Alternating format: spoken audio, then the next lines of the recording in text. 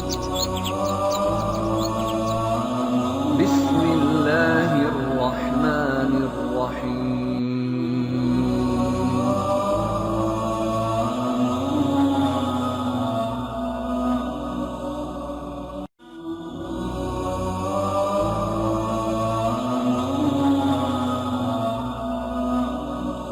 کو نصیحت کی، لیکن ان ظالموں نے بھی اسی طرح کفر کیا جیسے قوم عاد نے کیا تھا۔ کہنے لگے یہ کیسے ہو سکتا ہے کہ ہم اپنے میں سے ایک شخص کے تابع ہو جائیں۔ صالح علیہ السلام نے انہیں اللہ کے عذاب سے ڈرایا، دھمکایا اور کہا، اے میری قوم کے لوگوں، ذرا بتلاؤ تو اگر میں اپنے رب کی طرف سے کسی مضبوط دلیل پر ہوا اور اس نے مجھے اپنے پاس سے رحمت عطا کی ہو، پھر میں نے اس کی نافرمانی کی، تو کون ہے جو اس کے مقابلے میں میری مدد کرے؟ تم تو میرا نقصان ہی بڑھا رہے ہو۔ یعنی فرض کرو اگر میں حق پر ہوا اور یقیناً میں حق پر ہوں اور اللہ تعالیٰ نے مجھے اپنی نبوت سے بھی نوازا ہے، پھر بھی میں تمہاری باتوں میں آ کر اس کی نافرمانی کروں تو بلا شبہ اس وقت میں گھاٹے میں ہوں گا اور تم بھی خسارہ پانے والے ہوگے۔ اس پر وہ ظالم لوگ مقابلے پر اتر آئے، کہنے لگے اگر تو سچا ہے تو کوئی معجزہ لے آ، لیکن وہ معجزہ ہماری مرضی کے مطابق ہو، اس صورت میں ہم ضرور ایمان لے آئیں گے۔ آپ ایسا کریں کہ بستی کے کنارے پتھریلی چٹان میں سے دودھ دینے والی 10 ماہ کی حاملہ اونٹنی نکالیں، اس کا رنگ سرخ ہو۔ صالح علیہ السلام سے یہ مطالبہ کر کے وہ سردار لوگ ایک طرف بیٹھ گئے اور مذاق اڑانے لگے۔ ایک کہنے لگا اونٹنی 10 ماہ کی ہو، حاملہ ہو، دوسرا کہنے لگا لازمی طور پر اس کا رنگ سرخ ہو، پھر ایک تیسرا سردار بولا اس کی کھال پر بہت زیادہ اون ہو، چوتھا بولا موٹی تازی ہو، ہم نے پہلے اس قسم کی اونٹنی دیکھی نہ ہو، پانچواں بولا وہ اتنی بڑی ہو کہ اکیلی ایک دن تمام کنویں کا پانی پی جائے اور دوسرے روز ہم پیے۔ یہ لوگ اسی طرح مذاق اڑا رہے تھے کہ صالح علیہ السلام نے ان سے کہا، اگر تمہاری مطلوبہ اونٹنی تمہیں مل جائے تو کیا تم ایمان لے آؤ گے؟ سب نے مل کر کہا، ہاں ضرور لے آئیں گے۔ صالح علیہ السلام نے فرمایا، تب تم ایک دن سب لوگوں کو جمع کر لو۔ مقررہ دن وہ لوگ جمع ہو گئے۔ ان کی موجودگی میں صالح علیہ السلام نے اللہ سے دعا کی، زمین پر زلزلہ طاری ہوا، ان کی آنکھوں کے سامنے چٹان پھٹی اور اس سے بالکل ویسی ہی اونٹنی نکلی جیسا کہ ان کا مطالبہ تھا۔ انہوں نے اپنی زندگی میں ایسی اونٹنی کبھی نہیں دیکھی تھی، اس میں وہ تمام صفات موجود تھیں جن کا ذکر ان لوگوں نے کیا تھا۔ اللہ تعالیٰ صالح علیہ السلام کی زبانی سورہ ہود آیت 64 میں فرماتے ہیں، اے میری قوم، یہ اللہ کی بھیجی ہوئی اونٹنی ہے، یہ تمہارے لیے ایک معجزہ ہے، اب تم اسے اللہ کی زمین میں کھاتی ہوئی چھوڑ دو اور اسے کسی طرح کی تکلیف نہ پہنچاؤ، ورنہ فوری عذاب تمہیں آ پکڑے گا۔ اس اونٹنی کو چونکہ کسی اونٹنی نے جنم نہیں دیا تھا، اس لیے اس کو ناقۃ اللہ یعنی اللہ کی اونٹنی کہا گیا۔ پھر صالح علیہ السلام نے فرمایا، لوگو سن لو، ایک دن یہ اونٹنی پانی پیے گی، ایک دن تم پیو گے، تم میں سے کوئی اسے تکلیف نہ پہنچائے، ورنہ اللہ کا بدترین عذاب تم پر نازل ہوگا۔ سورۃ القمر میں اللہ فرماتے ہیں، بے شک ہم اونٹنی کو ان کے لیے آزمائش بنا کر بھیج رہے ہیں، تم صبر کے ساتھ ان کے انجام کا انتظار کرو۔ اس نشانی کے ظہور کے بعد اللہ تعالیٰ نے صالح علیہ السلام کو مخاطب کر کے فرمایا، تم اب دیکھتے رہو کہ ان کا انجام کیا ہوتا ہے، ان کی سختیوں پر صبر کرو، ان سے کہہ دو کہ پانی پر ایک دن ان کا اختیار ہوگا اور ایک دن اس اونٹنی کا، خبردار کوئی زیادتی نہ کرے اور اس اونٹنی کو پانی پینے سے نہ روکے۔ سورۃ الشمس میں اللہ تعالیٰ فرماتے ہیں کہ ان سے اللہ کے رسول نے فرما دیا تھا کہ اللہ کی اونٹنی کی اور اس کے پانی پینے کی باری کی حفاظت کرو، یعنی اسے نہ تو پانی پینے سے روکو اور نہ ہی اسے کوئی تکلیف پہنچاؤ۔ اس معجزے کو دیکھ کر لوگ دو گروہوں میں بٹ گئے۔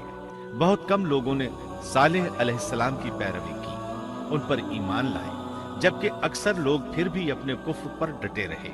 اللہ تعالیٰ فرماتے ہیں، ان لوگوں نے خود معجزے کا مطالبہ کیا تھا، لیکن اس کو اپنی آنکھوں سے دیکھنے کے باوجود ظلم پر اڑے رہے اور کفر پر اصرار کرتے رہے۔ सूरत उल हिज्र आयत 81 में अल्लाह फरमाते हैं, और उन्हें हमने अपनी निशानियां भी अता फरमाई थी, लेकिन फिर भी वो उनसे गर्दन मोड़ने वाले ही रहे। इसी तरह सूरा बनी इसराइल में अल्लाह ताला फरमाते हैं, हमने कौम समूद को निशान के तौर पर ऊँटनी अता फरमाई थी, लेकिन उन्होंने उस पर जुल्म किया। बिलाशुबा वो एक वाज़ेह निशानी थी। कोई शख्स ये नहीं कह सकता था कि जादूगरों ने उसे पैदा किया है। वो ऊँटनी उनमें मौजूद रही, उनके इलाके में जहाँ चाहती चरती। जब कुएं पर पानी पीने जाती तो सारा पानी पी जाती। वो लोग उसका दूध पीते, दूध सबके लिए काफी हो जाता। उनकी आंखों के सामने उसने एक बच्चे को जन्म दिया। वो शक्ल सूरत में बिल्कुल अपनी माँ जैसा था। लोग उसे देखकर ताज्जुब करते। बच्चा ऊँटनी के साथ रहता। ये एक वाज़ेह निशानी थी। उस पर जादू का गुमान किया ही नहीं जा सकता था। वो ऊँटनी एक अरसे तक उन लोगों में रही। अल्लाह फरमाते हैं, हमने कौम समूद को बतौर निशान के एक ऊँटनी दी थी, लेकिन उन्होंने उस पर जुल्म किया। हालांकि ये निशानियां हम लोगों को डराने के लिए ही भेजते हैं। वो लोग इस ऊँटनी को देखकर मुताज्जिब जरूर हुए, लेकिन ईमान फिर भी बहुत कम लोग लाए। हालांकि इस निशानी के बाद उन्हें चाहिए था ईमान ले आए। फिर एक दिन कौम के सरदारों ने मशवरा किया कि अगर हमने सालेह को इसी तरह छोड़ दिया तो कहीं लोग हमें न छोड़ दें और सालेह के पैरोकार बन जाएं। इस ऊँटनी ने तो हमें मुसीबत में डाल दिया है। हम पूरा एक दिन पानी को छू भी नहीं सकते, क्योंकि ये सारा दिन पानी पीती रहती है। फिर ये इस कदर देवहैकल है कि इसे देखकर हमारी बकरियां भाग जाती हैं। ऊंट इसे देखकर खौफजदा हो जाते हैं, लिहाजा हमें चाहिए कि इससे छुटकारा हासिल कर ले। वो आपस में मशवरा करते रहे। आखिर उन्होंने एक आदमी मुंतखब किया। मुअर्रिखीन का इस पर इत्तिफाक है कि उसका नाम खुदार बिन सालिफ था। उसके साथ उसका एक साथी भी था। इन दोनों ने मिलकर ऊँटनी को कत्ल किया। अल्लाह ताला सूरतुल कमर आयत 29 और 30 में फरमाते हैं, फिर उन्होंने अपने साथी को बुलाया, तब उसने हाथ बढ़ाया और उसकी कोंचें काट दी। फिर देखा हमारा अजाब और डरावा कैसा था। इस खुदार के बारे में नबी करीम सल्लल्लाहु अलैहि वसल्लम का इरशाद है कि पहले लोगों में से सबसे ज्यादा बदबख्त यही था। अल्लाह ताला ने कुरान मजीद में उसका जिक्र यूं फरमाया है, फनादऊ साहिबहुम, फिर उन्होंने अपने साथी को पुकारा। सूरत शम्स में अल्लाह फरमा, जब उनमें बड़ा बदबख्त शख्स उठ खड़ा हुआ। ये बदबख्त खुदार उठा, अपने साथी को साथ लिया और ऊँटनी को कत्ल करने के लिए तैयार हो गए। आपस में मशवरा हुआ कि ये न कहा जाए हमने उसे कत्ल किया है।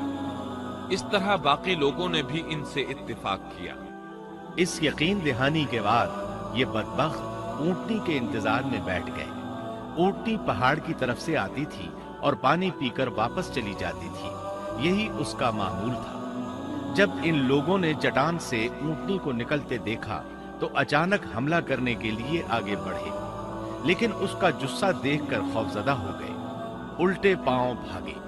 बदबख्त खुदार ने अपने साथियों की ये हालत देखी तो हंस पड़ा और आगे बढ़कर ऊँटनी की रान में तीर मारा। इससे ऊँटनी की रान की हड्डी टूट गई और वो नीचे गिर गई। फिर उस जालिम ने अपने साथियों को आवाज दी और आगे बढ़कर ऊँटनी की कोंचें काट दी। सूरत शम्स में अल्लाह ताला फरमाते हैं, उन लोगों ने अपने पैगंबर को झूठा समझकर उस ऊँटनी की कूंचें काट दी। बस उनके रब ने उनके गुनाहों के बायस उन पर हलाकत डाली और फिर हलाकत को आम कर दिया और उस बस्ती को बर्बाद कर दिया। ऊँटनी पर हमला होते ही उसका बच्चा भाग निकला था। वो पहाड़ की चोटी पर चढ़ गया, 3 मर्तबा बिलबिलाया। ये बदबख्त उसके पीछे भागे और आखिर उसे भी कत्ल कर दिया। फिर तमाम बस्ती वाले जमा हुए, ऊँटनी और उसके बच्चे का गोश्त तैयार किया और मजे के साथ उसको खाया।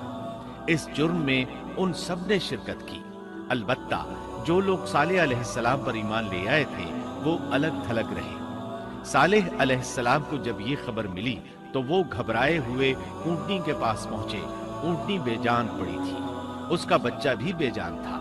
लोग उनके गिर्द जमा थे और उनका गोश्त खा रहे थे। इस वक्त सालेह अलैहिस्सलाम ने उनसे कहा, اس پر صالح نے کہا کہ اچھا تم 3 دن تک اپنے گھروں میں رہ سہ لو، یہ وعدہ جھوٹا نہیں ہے۔ مطلب یہ کہ تمہیں صرف 3 دن کی مہلت ہے، اس کے بعد تم سب کے سب ہلاک کیے جاؤ گے۔ وہ صالح علیہ السلام کی بات کو رد کرتے ہوئے انہیں دھمکیاں دینے لگے کہ جن عذابوں کا تو ہم سے وعدہ کر رہا ہے، اگر تو سچا ہے تو ان کو ہم پر نازل کر دے۔ اس کے بعد وہ جمع ہو کر مشورہ کرنے لگے کہ آج رات صالح کو بھی مار ڈالو۔ ان کے اس مشورے کے بارے میں اللہ تعالیٰ سورۃ النمل آیات 48 اور 49 میں فرماتے ہیں، اس شہر میں 9 سردار تھے، وہ زمین میں فساد پھیلاتے رہتے تھے اور اصلاح نہیں کرتے تھے۔ انہوں نے آپس میں بڑی بڑی قسمیں کھا کھا کر عہد کیا کہ رات ہی کو صالح اور اس کے گھر والوں پر چھاپا ماریں گے اور اس کے وارثوں سے صاف کہہ دیں گے کہ ہم اس کے اہل کی ہلاکت کے وقت موجود نہیں تھے اور ہم بالکل سچے ہیں۔ اب یہ لوگ صالح علیہ السلام کے گھر کی طرف چلے۔ اللہ تعالیٰ سورۃ النمل آیات 50 اور 51 میں فرماتے ہیں، اور انہوں نے ایک داؤ کھیلا، سو ہم نے بھی ایک ایسا داؤ کھیلا کہ انہیں خبر بھی نہ ہوئی۔ پھر دیکھو کہ ان کے داؤ کا کیا انجام ہوا، ہم نے انہیں اور ان کی ساری قوم کو ہلاک کر دیا۔